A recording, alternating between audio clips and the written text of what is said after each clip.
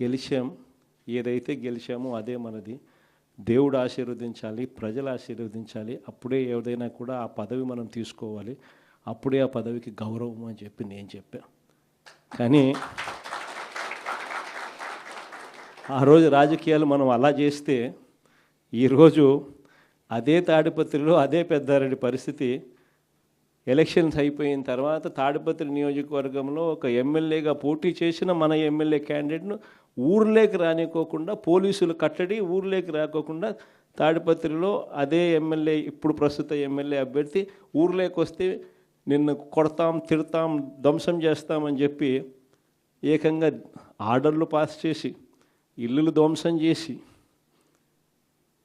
మన కార్యకర్తలను ఇబ్బంది పెడతా ఉన్న పరిస్థితులు చూస్తూ ఉన్నప్పుడు నిజంగా రాజకీయాలు మనం చేసినది, చంద్రబాబు నాయుడు చేసినది, మనం ఈ పక్క ఉంటే అది ఆ పక్క ఉంది.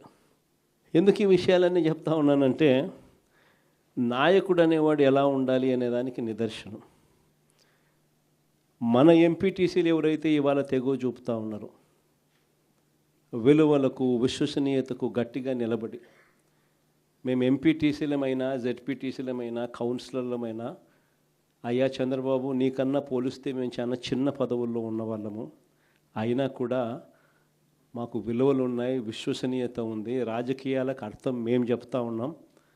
నిన్ను చూస్తే రాజకీయాలే సిగ్గుతో తలంచుకోవాల్సిన పరిస్థితిలో ఉన్నాయి. నువ్వు ముఖ్యమంత్రి స్థానంలో కూర్చున్నావు, తల దించుకో అయ్యా చంద్రబాబు అని చెప్పి ఇక్కడి నుంచి మన వాళ్ళు సంకేతం ఇస్తూ ఉన్నారు చంద్రబాబు నాయుడు గారు. ఎన్ని కష్టాలున్నా కూడా చిక్కటి చిరునవ్వుతోనే ఉన్నాం. చిక్కటి చిరునవ్వుతోనే ప్రజలకు చెప్పిన ప్రకారం మేనిఫెస్టోలో ఏదైతే మాట చెప్పామో ఆ చెప్పిన ప్రతి మాట, కోవిడ్ లాంటి కష్టాలున్నా కూడా మీ జగన్ ఏ రోజు కూడా బటన్ నొక్కడంలో ఏ రోజు కూడా వెనకడుగు వేయలేదు. నేను ఒకటి చెప్తా ఉన్నా. ఈరోజు కార్యకర్తలు పడుతూ ఉన్న బాధలు నా కళ్ళతో నేను చూస్తూ ఉన్నా. కేవలం వైఎస్ఆర్ కాంగ్రెస్ పార్టీని ప్రేమించినందుకు, కేవలం జగన్ను సొంత కుటుంబ సభ్యుడిగా ఆప్యాయంగా ఆదరించినందుకు ఈరోజు వైఎస్ఆర్సీపీ కార్యకర్తలకు ఏదైతే ఇబ్బందులు పడుతూ ఉన్నారో ఆ బాధలు, ఆ కష్టాలు స్వయంగా నేను చూశా కాబట్టి ఈరోజు చెప్తా ఉన్నా. ఇక నెక్స్ట్ వచ్చే జగన్ 2.0లో మాత్రం పరిస్థితి ఇటుండదు అని చెప్తాను.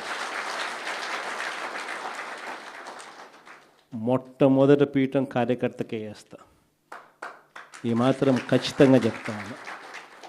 ఈరోజు ఎవరెవరైతే పోలీసులు, ఎవరెవరైతే అధికారులు, ఎవరెవరైతే మిమ్మల్ని ఇబ్బందులు పెట్టారో అందరి పేర్లు నోట్ చేసుకోండి. నేను చెప్తా ఉన్నా, మీరు నోట్ చేసుకోండి. ఒక్కొక్కడిని మాత్రం యూనిఫామ్కున్న వాల్యూ ఏమిటి అనేది వాళ్ళకి అర్థం కావాలి. యూనిఫామ్ అంటే ప్రజలకు మేలు చేయడం కోసం యూనిఫామ్, అంతేగాని అధికారంలో ఉన్న వాళ్ళ కోసం సలాములు కొడుతూ గులాంగిరి చేస్తూ ఇటువంటి చిత్రహింసలు పెట్టే కార్యక్రమం ఈరోజు అయితే ఏదైతే జరుగుతూ ఉందో దీనికి తెర పడాలి అని అంటే ఏదైతే నువ్వు విత్తినావో అది ఎలా పండుతుంది అనేది నీకు తెలిస్తేనే ఇంకొకసారి నువ్వు ఆ ఇత్తనం ఇత్తడానికి నువ్వు భయపడే పరిస్థితిలోకి నువ్వు వచ్చినప్పుడే ఇది జరుగుతుంది. కాబట్టి ఈసారి మాత్రం ఖచ్చితంగా మెసేజ్ ఖచ్చితంగా పోతుంది. ఎవడెవడైతే అధికారి, ఎవడెవడైతే వైఎస్ఆర్సీపీ కార్యకర్తను ఎవడెవడైతే ఇబ్బంది పెట్టాడో వాళ్ళందరినీ కూడా చూస్తూ ఊరుకోము. చట్టం మీద దోషులుగా నిలబెడతాము. ఒకవేళ వాళ్ళు రిటైర్ అయిపోయి వెళ్ళిపోయినా, లేకపోతే వాళ్ళు దేశం విడిచిపెట్టిపోయినా కూడా ఎవరిని వదిలిపెట్టం. సప్త సముద్రాల అవతలున్నా కూడా అందరినీ కూడా పిలిపించే కార్యక్రమం చేస్తాం. పిలిపించిన తర్వాత సినిమా మామూలుగా ఉండదు. సినిమా మాత్రం అదో లెవెల్లో ఉంటుంది. సినిమా మాత్రం ఈరోజు ఈ ప్రభుత్వం చేస్తూ ఉన్న పనితీరుని చూస్తూ ఉన్నాం. కార్యకర్తలను ఒకవైపున ఇబ్బందులు పెడతా ఉన్నారు, తప్పుడు కేసులు పెడతా ఉన్నారు. నేను ఎప్పుడు చూడలే ఇటువంటి రాజకీయాలు. తప్పుడు సాక్ష్యాలు సృష్టిస్తూ ఉన్నారు. ఏ తప్పు చేయకపోయినా కానీ కేసుల్లో ఇరికిస్తూ ఉన్నారు. సంబంధం లేకపోయినా కూడా పాత కేసుల్లో తవ్వి మరీ పేర్లు ఇరికిచ్చే కార్యక్రమం చేస్తూ ఉన్నారు. ఇవన్నీ కూడా జరుగుతూ ఉన్నాయి. ఎందుకు ఇంత స్థాయిలోకి దిగజారిపోతూ ఉన్నాడు చంద్రబాబు నాయుడు? కారణం ఏంటంటే కారణం ప్రజల్లో చంద్రబాబు నాయుడు పలసనవుతూ ఉన్నాడు. కారణం ప్రజలకు ఇచ్చిన మాట ఏది కూడా చంద్రబాబు నాయుడు గారు నెరవేర్చక, చంద్రబాబు నాయుడు గారు నెరవేర్చని పరిస్థితుల మధ్య ప్రజలు చంద్రబాబు నాయుడు గారిని తిట్టుకుంటా ఉన్న పరిస్థితులు కనిపిస్తూ ఉన్న నేపథ్యంలో చంద్రబాబు నాయుడు ఏ స్వరము కూడా తాను సూపర్ 6 ఎందుకు చేయలేదు, తాను సూపర్ 7 ఎందుకు చేయలేదు, తాను ఎన్నికలప్పుడు ఇచ్చిన మాటను ఎందుకు నిలబెట్టుకోలేదు అని ఏ స్వరమైనా కూడా అడగకూడదు అని అడక్క మునిపే, క్వశ్చన్ చేయక మునిపే రాష్ట్రం మొత్తం భయాందోళన కార్యక్రమం సృష్టించే కార్యక్రమం చంద్రబాబు చేస్తూ ఉన్నాడు. ప్రతి అడుగులోనూ కూడా డైవర్షన్ కనిపిస్తుంది.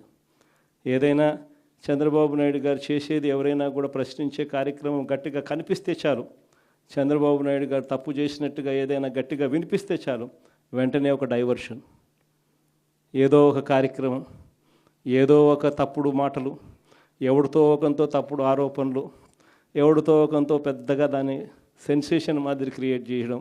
ఓరో తిరుపతి లడ్డు అంటాడు, అసలు ఆయన గురించి చెప్పుకుంటూ పోతా అంటే నెలకు ఒక డైవర్షన్ అనేది క్లియర్ కట్గా ప్రతిరోజు ఏదో ఒకటి కనిపిస్తూనే ఉంటుంది. ఒకటి చెప్తా ఉన్నా, చంద్రబాబు నాయుడు గారికి సంబంధించిన ఏ కార్యకర్త కూడా ప్రజల్లోకి వెళ్ళే పరిస్థితి లేదు. ఎందుకనంటే చంద్రబాబు నాయుడు గారికి సంబంధించిన ఏ కార్యకర్త అయినా సరే ప్రజల్లోకి వెళ్ళినాడు అని అంటే ప్రజలు అడిగే క్వశ్చన్లకు ఆన్సర్ లేదు.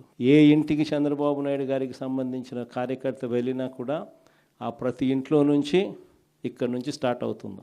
ఇక్కడ నుంచి స్టార్ట్ అయిన ఈ పిల్లోడు ఏమంటాడు, నా 15,000 ఏమిటి అని అంటాడు. నీకు 15,000 అన్నావుగా, నా 15,000 సంగతి ఏమిటి అని అక్కడి నుంచి స్టార్ట్ అవుతుంది.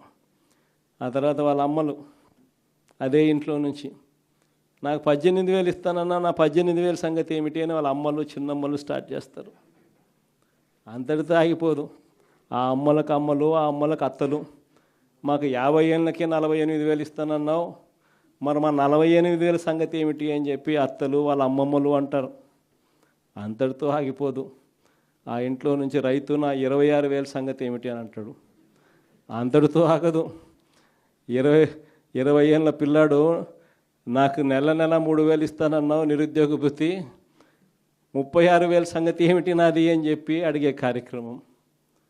ఇలా ఇంట్లో ఎంతమంది ఉంటే అంతమందిని చంద్రబాబు నాయుడు గారు అప్పట్లో మోసం చేస్తూ, మేనిఫెస్టో అని చూపిస్తూ, బాండ్లు ఇస్తూ, ఆ రోజు చేసిన మోసాలకంతా కూడా చంద్రబాబు నాయుడు గారు ఆయన కార్యకర్తలు సమాధానాలు చెప్పుకోలేని పరిస్థితి. మరోవైపున చూస్తే రాష్ట్రంలో విధ్వంసం జరుగుతూ ఉంది. పిల్లల పరిస్థితి ఏమిటి అని అంటే స్కూళ్ళు నాశనం అయిపోయిన పరిస్థితులు కనిపిస్తూ ఉన్నాయి. స్కూళ్ళల్లో ఇంగ్లీష్ మీడియం గాలికి ఎగిరిపోయింది. నాడు నేడు పనులు ఆగిపోయినాయి స్కూళ్ళల్లో. 8వ తరగతి పిల్లలకు ట్యాబులు ఇచ్చే పరిస్థితి నుంచి ఈరోజు గవర్నమెంట్ బడులకు పోవాలి అని అంటే పిల్లలు మళ్ళీ గవర్నమెంట్ బడ అబ్బా అనే పరిస్థితిలోకి పిల్లలు అయ్యారు.